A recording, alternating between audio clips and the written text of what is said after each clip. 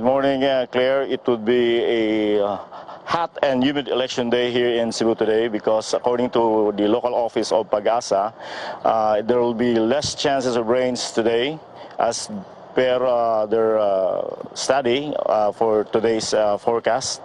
And 1 o'clock this morning, the official ballots have been transported to the different schools in the city. The transportation of that ballots lasted for about 2 hours, just enough for the conduct of the elections, because at 5 a.m. this morning, the vote counting machines will be initialized just in time for the 6 o'clock. Claire, we're here at the Rufina Andrada Santos Memorial School here in Rojas City. This is where Liberal Party standard bearer Mar Rojas will vote later today. Now, it's just a small school that's around 5 to 10 minutes away from the Rojas family home here. Now, aside from Mar, around 2,700 other registered voters are expected to vote here today. Now, election paraphernalia have already been delivered here at the school. Now, some Board of Election inspectors are already arriving and are already starting to set up. But so far, we have yet to see any voters lining up or waiting outside. Now, we don't know exactly what time the administration bet is coming here, but we are told that he is surely voting in the morning. Now, Mar's family and relatives, some of whom are in politics too, are gathering at the Rojas family home in support of the administration bet. So we're told that Rojas could possibly drop by at the family home before and after he votes. Now, he is flying back to Manila today. He is going to monitor the results at the Liberal Party headquarters in Quezon City. Claire? All right, thank you very much. That was AC Nichols' report. Good morning, Claire. Teachers are busy preparing for the final rundown for the opening of the elections. Right now, at the back of the Davao City Hall, there's an elementary school here with 9 voting precincts, and teachers are currently preparing or setting up the vote counting machines. Most of them slept in the school to make sure that they would be on time for the elections today. All vote counting machines had already gone final testing, while ballots have just arrived yesterday. The school principal says during the final testing, one ballot already had markings with votes going to Liberal Party presidential candidate Mar Rojas and vice presidential candidate Leni Robredo. This is why voters are reminded to keep an eye on their ballots and to carefully check them as soon as it is handed over to them before going to their seats to see if there are already markings so their votes won't go to waste. Teachers are also expecting there will be several questions or concerns on the voting lists for those who have yet to find their polling precincts. Yesterday, some residents or some citizens have already gone to schools to look for their names. It turns out, though, that some couldn't find their names because they have not undergone registration with biometrics. Meantime, Claire, the police has also stationed outside each voting precinct. Davao Police also reminds voters to be vigilant against any form of election violations such as vote buying, campaigning, and harassment. Claire? All right, thanks, Trisha. Trisha Terada reporting live from Davao. Again, we would like to thank our correspondents, June Tariman, who is live in Cebu City, and AC Nichols from Capiz City, and Davao City. We have our correspondent, Trisha Terada. We will be getting back to our correspondents later, who will be giving us live. All systems go for the Philippine National Police. Police officials say they have delivered and are now securing more than 9,000 vote counting machines, ballot boxes, and other election materials from the Comelec warehouse in Santa Rosa, Laguna to polling centers in Metro Manila. Nasa dumating yung mga VCM, tuloy-tuloy na, rotation sila eh. Pag may, alam ko, tinanong ko sila noong una, parang 12 hours duty sila, aalis lang sila pag nandiyan nakapalit nila. Officials say they are implementing strict security measures to counter possible sabotage and other threats on election day. So we have to discuss this with the COMELEC on how we will properly secure talaga yung sinasabi nating lugar. In terms of checking yung mga pupunta doon para we will be sure na yung scenario na bomb scare or whatever bomb threat would be, alam natin na sigurado tayo na walang pagsasabotage dun sa lugar na yun. The PNP is also preparing for possible protest actions of supporters during the canvassing of votes. PNP Chief Ricardo Marquez asks the public to respect the results of the elections and refrain from activities that may cause disorder.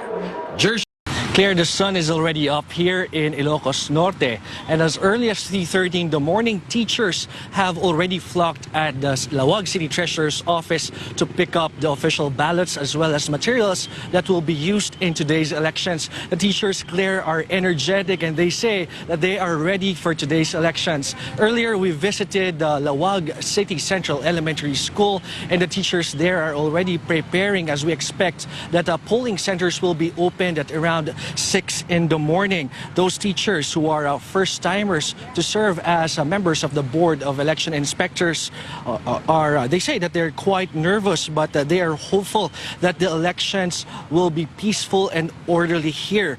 Based on COMELEC data, Ilocos Norte has more than 370,000 registered voters this elections. This province is known as the Marcos country. Incumbent Governor Amy Marcos is seeking re-election unopposed, and the matriarch Congresswoman Imelda Marcos is again running as representative of the 2nd District of the province. Vice Presidential candidate Senator Bongbong Marcos is also here in Ilocos Norte to vote this morning. And PNP Ilocos Norte Provincial Director Melencio Nartate says there are 10 areas that are under the election watch list. And Nartate says that of the 10 areas, they are closely watching the areas of Solsona, Marcos, and Badok, where there are intense political rivalries, as well as history of election-related incidents, as well as threats to the lives of candidates and their supporters. And Nartate says, and he confirms that there are private armed groups in those areas, and they have been working to confiscate those loose firearms by setting up. We're here at Tabuco Central School. This is where Vice Presidential candidate Leni Robredo will cast her vote at Precinct 248-A. It's the calm before the storm, and as early as 5 in the morning, there are already voters flocking here, very eager to vote. They say they want to vote early in order to avoid the deluge of people arriving here by 8 in the morning onwards. Just a while ago, we saw election paraphernalia arriving here. That's why you have the Board of Election Inspectors starting to set up their respective polling precincts. We expect Robredo to cast her vote at around 10 in the morning. She had a long day yesterday. We followed her from Manila all the way to Naga City, the 12-hour bus ride. And immediately after arriving here, she met her staff in her district office in Naga City and then visited the Carmelite Monastery. So far, the Board of Election Inspector for this particular polling precinct is still finalizing to the setup of the polling precinct here, where Robredo is expected to cast her vote at around 10 in the morning. We see voters still arriving here, very eager to vote, and they say they want to vote early to avoid the crowd here by 8 in the morning before the voting hour officially opens at. Each marker on the map represents a place where a particular candidate went and when he or she visited the area. Let me show you how it works, and we're going to start off with Vice President Jejomar Binay. Once you put a cursor on the map, all the markers will come out, and if you put the cursor on any of the markers, like this one for example, it'll show when and where the candidate was. On April 27, Vice President Binay was in Sorsogon, Albay, and over here you can see on May 4th that he was in Isabela, and down here you can see it on February 21 and April 18, it was in Cagayan de Oro. Now, if we also have a story to that particular visit, you can actually follow the link and it will take you straight to that story. Now, moving forward, we go to PDP Laban candidate Davao City Mayor Rodrigo Duterte. Now, in his map, you can see that most of his activities centered in NCR and the Davao region, which he is arguably the strongest candidate. Now, over here, you can see that February 13, 14, and April 6, he was in Davao City. Over here, on April 29, he was in Naga and Camarines Sur, and down here on April 20, he was in Calibo, Aklan. Moving forward, we have independent candidate Senator Grace Poe. Now, Senator Grace Poe was actually the most well-traveled presidential candidate, and as you can see here, she spread out her trips. Over here on April 7, she was in Eastern Samar. Over here, you have May 6 in Bulacan and Laguna, and down here you have February 22 in Bukidnon. Now we go to Liberal Party candidate, former DILG Secretary Mar Rojas. Now, if you notice in his activity, most of his visits happen in the NCR and Central Luzon region. Now, the reason why he did that will explain why he did so, but over here you can see on April 4, he was in Surigao del Sur, April 20 in Leyte, and May 5 in Bicol. Now we move on to our last candidate, that's Senator Miriam Defensor Santiago. And as you can see here, she didn't travel a lot. She only had 17 events during the campaign period. But among them, she went to Ilocos, she went to Bacolod City, and went to Cagayan de Oro as well. You'll notice all the candidates spent a lot of time in the National Capital Region and the Central Luzon region, and rightly so. The National Capital Region ranks amongst the top 3 identified by the COMELEC as having the most number of registered voters, an estimated 6.3 million. That's also the reason why our candidates focus on Region 4A, or what is also known as the Calabarzon region. COMELEC officials say that that area has the most number of voters with 7.6 million. To know more about where each of the candidates have been campaigning, visit our website at cnnphilippines.com/the Filipino Votes. Paulo Del Rosario, CNN. Claire, at 5 o'clock this morning, teachers and watchers started arriving here in Pampang Elementary School. They're not setting up the machines before polls open at 6 a.m. There are also information centers set up to guide voters.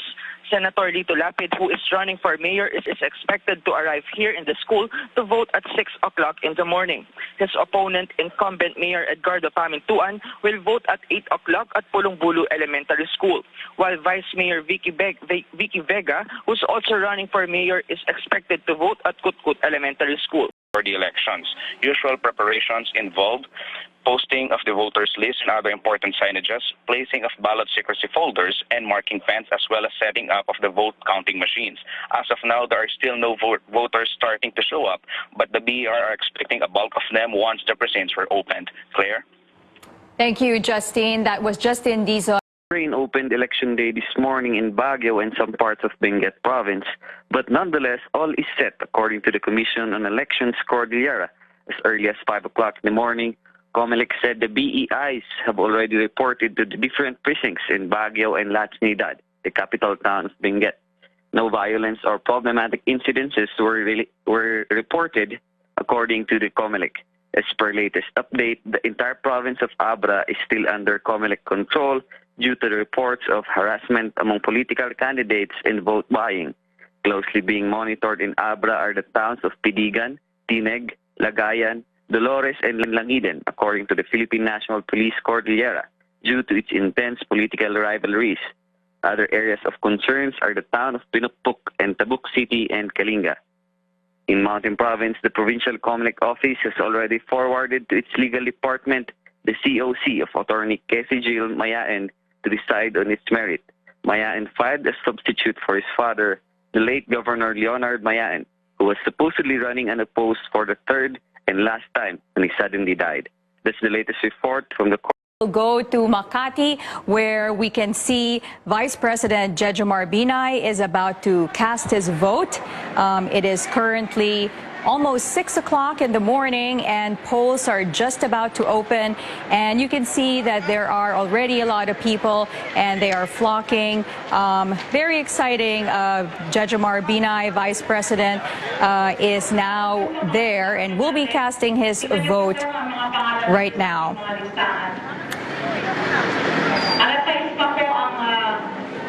Jejomar Binay, again, he was elected vice president in 2010. Just a little backgrounder, he's a human rights lawyer, and many regarded him as a strong contender for presidency, but corruption allegations, which he denies, there were questions about that. Right now, he is 73 years old, and we will be going back to live footage of Binay, who is currently in Makati, and will be casting his vote pretty soon. Before presidential candidate Grace Poe casts her vote today, her family will be coming in first. We are here now at the Xavier University here in San Juan City, where we saw just minutes ago actually forming in line the husband of Senator Poe, Mr. Lilia Manzares, along with her son Brian. They are in cluster number 5 in precinct number 0219B and 0219A. They are casting their vote much more earlier because we understand that Senator Grace Poe will be casting her vote in another school. That's in Santa Lucia Elementary School. That's about 2 kilometers away from here. Now, San Juan has more than 90,000 voters. This is also a hotly contested area. The local race here is hotly contested with the very tight mayoralty fight between Gia Gomez and Francis Zamora. Now, Senator Grace Poe will be voting at Santa Lucia at around 9 this morning. That is after she will be making a quick visit at the tomb of her father, of her late father, Fernando Poe Jr., who, if we recall, also ran for the presidency in unity. So it has been long talked about your status sa Filipino, sir. No? Marami pang gumawa ng mga storya na you cannot even vote for her. This is a strong, it is a message to those who've been these guys. Yes. I have been a voter. I'm a natural-born Filipino. Just so happens I was born in the U.S. also, so I guess I'm natural-born dual citizen, both the U.S. and the Philippines, but no longer. Like many Filipinos, I actually have to line up for a visa to travel to the U.S. now. Yes, I've been voting in the Philippines since we moved back. My family moved back in 2005. I moved back in 2006. And I've been voting in every election since then, 2007, 2010, 2013. And I'm looking forward to voting again today. How is Senator Grace kahapon and until last night? It was Mother's Day yesterday also. So how was it? Anything special today? I actually, because of Mother's Day, it was pretty special. Especially in the sense that we actually let her sleep in. She hasn't been able to sleep in all this, the entire campaign. But special also because she visited her father at his tomb. And it's a mixed bag. She's nervous, but she's also very hopeful, as are we, as is the rest of the family. Does it feel the same when FPJ also ran in 2000? I wouldn't be able to say really. I didn't vote that time, but and Grace was pregnant with our youngest at that time. But definitely, I'm sure there's a lot of the same feelings, sentiments, nervousness, hopefulness. Sir, thank you very much. Good luck, sir. We'll be going to our correspondent Ana Estanislao, who is there right now to give us the latest. Ana. Claire, Vice Presidential candidate Bongbong Marcos has just arrived here at the Mariano Marcos Elementary School, and the Board of Election Inspectors are prepped and ready. Right now, he is just about to, right in front of the Board of Election Inspectors, and he and former First Lady Imelda Marcos are registered voters here at Precinct 36A, although he's alone right now.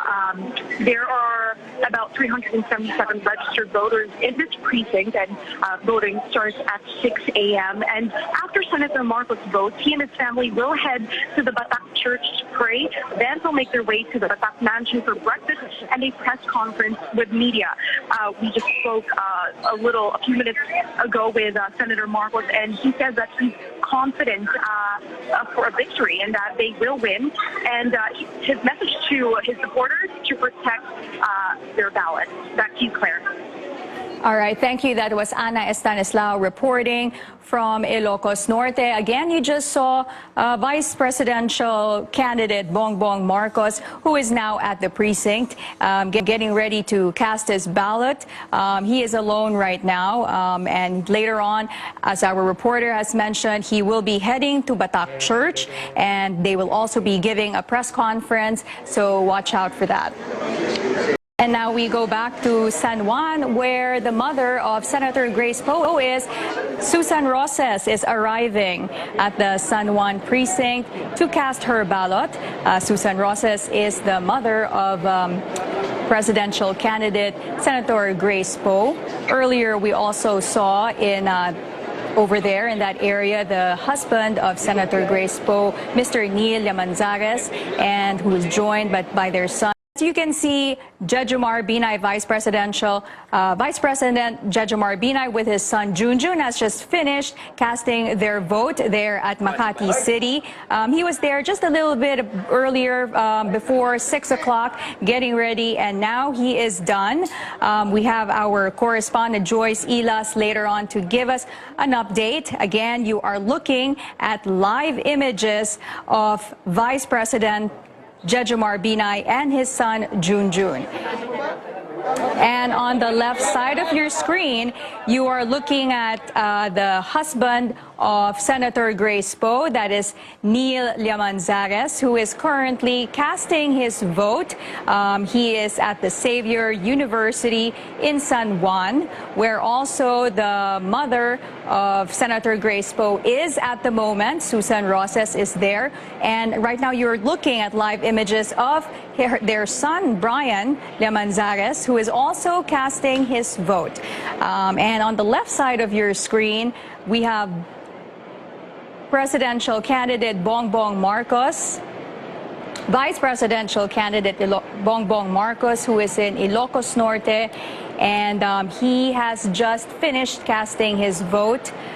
We will be giving you more updates later on in the program. Again, you are looking at live images of in Ilocos Norte on your left side, and on the right side is in San Juan City. You are watching the Filipino Votes Election Day 2016. CNN Philippines is the place to be for up-to-the-minute live reports, expert analysis, and all the results as they come in. Stay with us.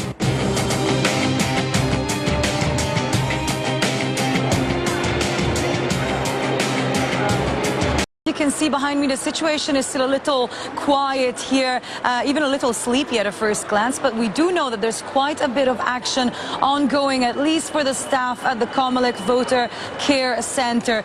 These guys have been on top of all of the social media accounts of Comelec and a phone hotline for the past 48 hours straight.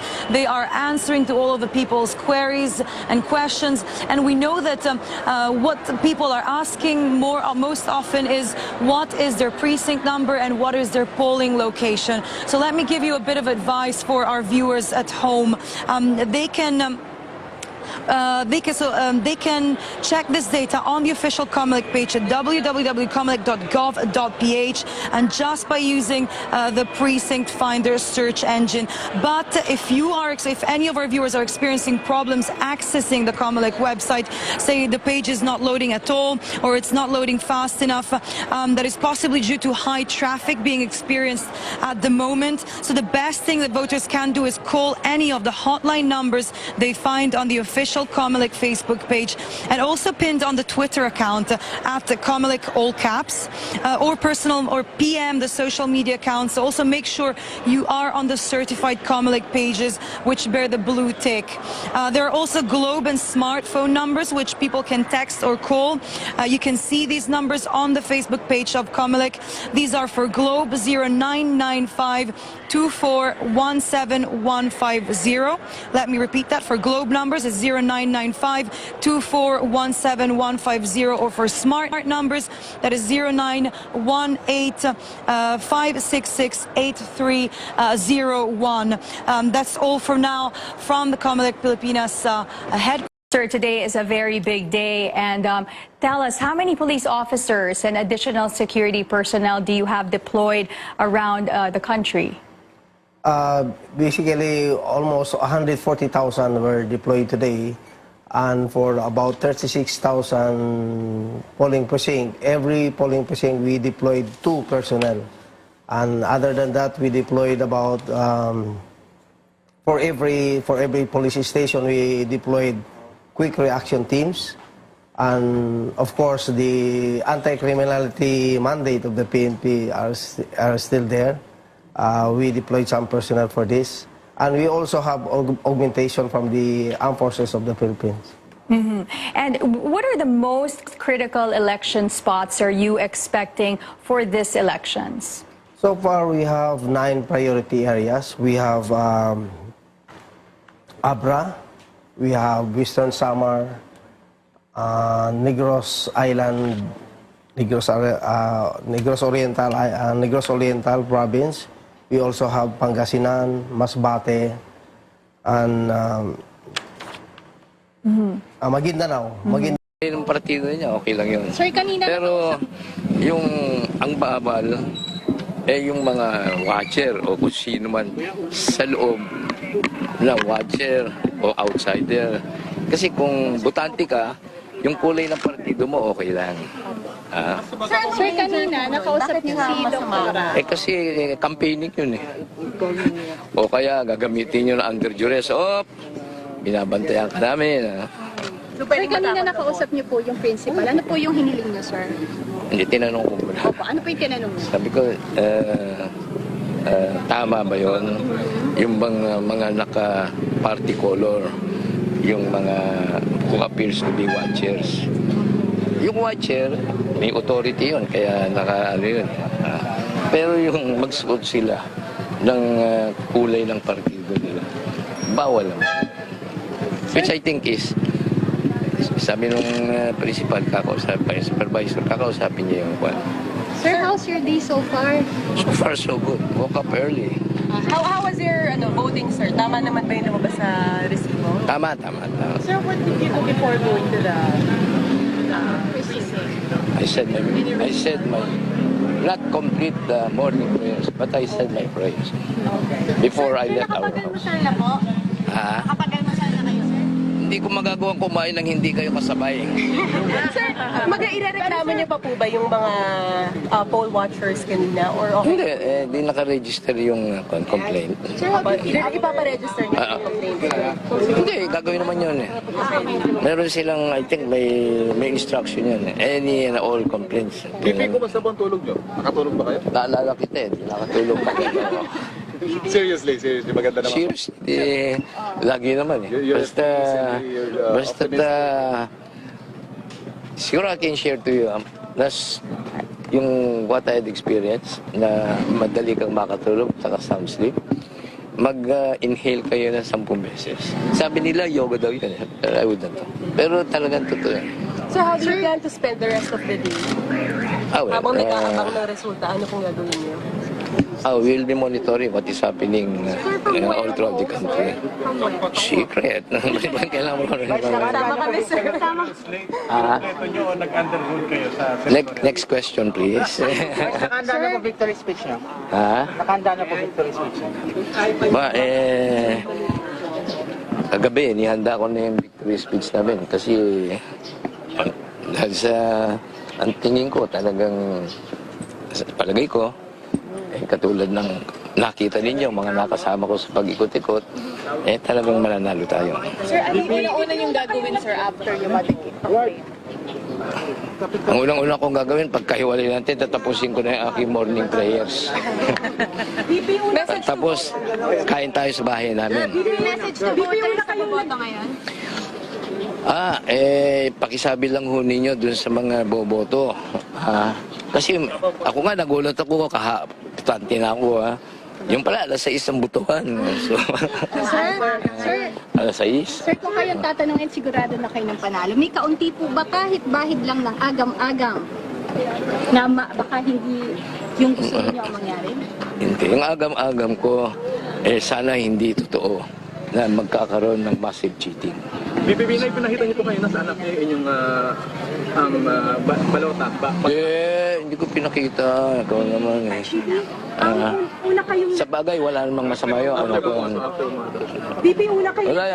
una kayo nag-file ng COC, una rin kayong bumoto, at minsan nang... Tsaka number 1 pa ako sa balota. Sabi po ninyo, bakit kailangan maging mauna kayo parate? May nagsuggest sa akin noon eh, na tama naman yung suggestion. Mamahiin po ba yan? Sir, usually, sir, Sabihin na natin kung ano man, basta tama naman yung sabi. in the morning kayo bumoboto, sir, every election? Hindi. For the first time kasi may nagsuggest nga eh. Bakit daw po? Bakit daw, sir? Siguro candidate for president. Number 1 sa balota. Oo. So, hindi kayo nahirapan din na bumoto? Medyo nahirapan din sa ibaba. Buti. Yung pangalan niyo, sir, di ba? Hindi, yung principal na nagsabi. Doon kayo sa 3rd floor. Sir, ngayong araw, Mukhang Kasi ako senior citizen ako. Ba't hindi yata ako nilagay dun sa presinto ng mga senior citizen? Ang pagkakaintindi ko, merong special precinct for senior citizens. Katulad ng pinuntahan natin, kalahati ng media, hininga nila, lalo na senior citizen, baka atakihin yun. Vice, undefeated pa po kayo sa election. Ano pong masasabi nyo? Ganun ang track record ko. Ganun pa rin ang matatapos na track record. Sir, pwede bang bigyan nyo kami kahit konting idea ano ba yung lalaman ng victory speech? Wala na kayong kwan ngayon. Hindi na kayong maghahagilap kung ano sasabihin ko. Di, hintayin na muna natin. Pero sir, sa Vice President, kayo pa rin yung mag-lead sa election na ito? Ako pa rin ang Maglilid. Mangunguna ba? Mangunguna ko sa balota nga, nangunguna ko. Yun lang, ulitin ko. Sana sa Diyos at sa tao, sana magkaroon tayo ng isang malinis at marangal tahanan. Yung kinatatakot ko, yung massive cheating, lalo na, yung ginawa sa akin, talagang nangyari na yung two faces. Ang natitira na lang is the principal face. Ano yung two faces, sir? Saka ako na lang sa inyo sasabihin ko. Basta, Conspiracy, sir? next question please. Basta naniniwala ako dun sa, kayo mismo nakarinig siguro magkakaroon ng massive cheating. Sana naman huwag gawin. Huwag gawin. Sir, kompleto po yung laban. Sir, kompleto, sir. Next question. Malalaman mo kung isang binoto ko. Kung kompleto lang ako. Siyempre meron akong obligasyon. Siyempre may mga party mates ko yun. At least So, more or less. binoto po lahat, sir, nung nasa slate po nung una. Siyempre. Yung original, pati yung guest. Next question please. Mga pink na balota dyan sa San Antonio. Yung mga sinasabing kumalat ako. Meron ka bang nakita pink? Hindi pa naman po ako. Wala naman. Kasi ako, colorblind ako, honest. Sir, may sa inyo sa mga kalaban nyo. Sana, sundin natin yung ating pinagpipirmahan, na tayo, tutulong, magkakaisa, na magkaroon ng isang malinis at marangal na halalan. Okay. Clear, we're here at the biggest polling center in Metro Manila, the President Corazon C. Aquino Elementary and High School in Quezon City. As you can see now, people are everywhere in the school. Hundreds and even thousands of voters flock here as early as 5 a.m. to look for their respective names in master list as well as their precincts. Now, school principal Elvira Dumlao says more than 37,000 voters are registered here in 49 precincts. Even before sunrise, we also saw teachers setting up vote counting machines. There are 119 personnel deployed in the school. Dumlao also assures they will make the voting process convenient for persons with disabilities, pregnant women, and senior citizens. The school has 4 floors. If in any case they can't go upstairs, they just have to wait in a holding room at the ground floor. Then they will just have to sign a waiver allowing a Board of Election Inspector to bring their ballot for them back and forth. Now, the school principal advises the voting public to go here as early as they can. They are expecting the peak of voters to be between. You are now looking at live images. That is Senator Miriam Defensor Santiago. She has just arrived at the precinct where she will be casting her vote this morning. Let's listen in. Okay, thank you, ma'am. Thank you. Ma'am, right before this, like last Saturday, you said it's important for everyone to make sure that babantayan nila yung mga boto nila. Yes. Yung panawagan nyo, it still stands po. I hope so. Bantayan natin ang boto natin dahil merong nangangamba na hindi sila mananalo kung hindi nila dayain. Kaya tayo in good faith, pupunta lang sa presinto, bahala ng gobyerno. Pero sana kung merong panahon, ay manatili doon hanggang sa counting na para matulungan ang mga poll watchers. Importante ngayon ang papel ng poll watchers. Ma'am, how do you feel today now that you're about to cast your vote? Well, I said I'm bright-eyed and bushy-tailed if I were a squirrel. Okay. What did you do before coming over? Maaga po ba kayo gumising? Breakfast? Yeah, I always. Yes, I'm packed full of vitamins and all my medications. All right. Thanks, ma'am. Thank you.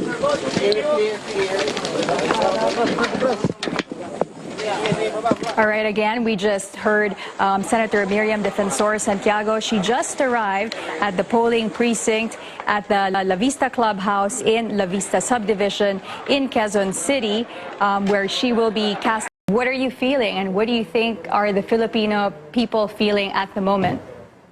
Well, personally, as a voter, I'm quite excited to cast my vote, primarily because it's been a very exciting election season. Of course, we have a lot of indications when we look at the surveys that there is a clear frontrunner in this election. But of course, my expectation is that the people will still vote for the candidate that they want to win. Surveys are just an indication, but ultimately, people should decide based on what they think is right. Leloy, how are you feeling? I think expectations are high, but mine are tempered. And I think that's the way we should start approaching these elections. Not to expect so much from frontrunners, from the presidency downwards. Because when we expect a lot, we set ourselves up for a big crash, and then we get disillusioned afterwards. So my sentiment today, Think does this election mean for the Philippines? And I'm talking, 30 years after EDSA and, the daang legacy of Daang Matuwid. I think this election is as much as about the past as it is about the future. We have the candidate Bongbong Marcos here, for example, who has made a big impact with the way we remember the past. He is a frontrunner in the vice presidential race. So it kind of tells us how big of a difference 30 years make.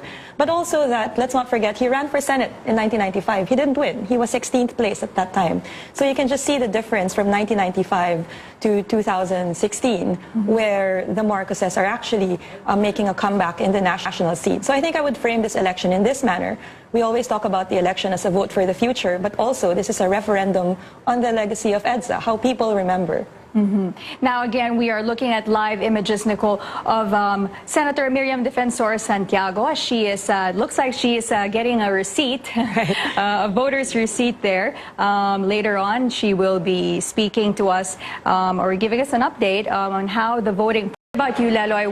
What do you think that this election means for the country? yeah, it's definitely a referendum on the people, not just the Daang Matuwid, but the people power system that we've had since 1986. And I think a lot of people, based on their voting for people like Rodrigo Duterte and Bongbong Marcos, seem disillusioned with the system because they probably think it's disorderly. So I think one of the major issues of this election is actually the notion of order and discipline, and that's why you have people who are perceived to be law and order candidates seemingly doing well in the polls. And so it's a referendum of on that. But I mean, yeah, it's good. What I want to emphasize is that yes, we should think longitudinally, that we shouldn't just think about the next 6 years or the next 10 years, because, for example, economic reforms kick in like 10 years from now, or things like the K-12 program. We're only going to reap, if there are benefits to that, we are only going to reap those benefits, say, 20 years from now. And so it's about time to not just think about election cycles, but to think about, the really